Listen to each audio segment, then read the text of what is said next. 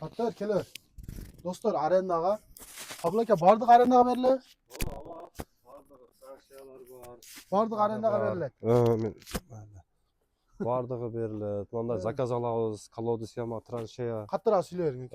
Kolodisiyama tranşeya zakaz alabız ka.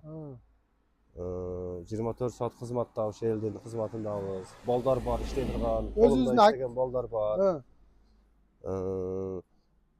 Elda to'y qilsa projektorlarimiz bor, kerak bo'lsa o'yinlarimiz bor, qum shuvoqqan ustalarga mana nimalarimiz bor boyagi.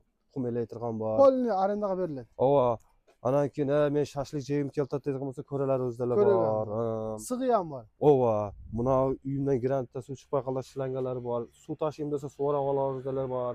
Shu bor jo'q bor. Arendaga bor jo'q bor ekan-da. Ne yo'q aka? Chelaklarimiz bor. Buna kaloriyasi quygan o'xshaydi. Bu kaloriyasi quyganqa-da. Bular yomon roliklar. Bunday gul hozirlar jasaymiz biz. O'zimizdan chiqadi bor jo'q. Shag'al qum elayim desa bunalardalar bor. Setkalar bor, gul hozirlar bor. Shagirtlar aka. Bor jig'im. Shagirtlar. Ana jaqin chiqadi. Ana go'sht chovam desangiz mana badalga bor. Короче, bor yo'q tiqib qo'yibsiz-da aka. Nishalkalar bor. Ana bunday ishxonalarga urnalarimizdala bor mana. Musorni urnalari bor. Ana bunda labo xizmatimdalar bor menicha 24 soat shuni ochqaman. Buton kesuv bor, mana o'zim. Kirovda adres o'zi. Yaxshi tartib qo'yib. Mana adresi muloqot tarsa ham bor, qara. O'ni o'da yaxshi yozilgan. Qara adres, qara. Nomerlarini polni. Bu siz aka suratdagi? Meni. Unchalik suluv emasligingiz, ha? Tamasha aka. Va ichkaridan bayoklar ham bor ekan, ha? Bayoklar bor, lesa bor. Bayok bor joq bor ekan, kelaveringizlar.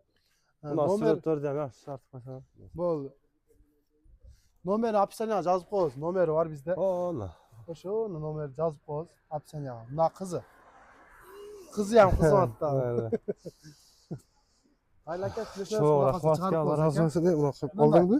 Arendaga so'raganlarga kelaverasiz, oda sirtqari yama kavlaydi, septik qiladi. Quduq suv qampog'idan qilib beradi. Mo'ridan tozalab beradi. Shunday siz bu yerda ko'ringan narsalar barliq arendaga beriladi. Kelib tengir olaverasizlar. O'zing montaj qilasizmi?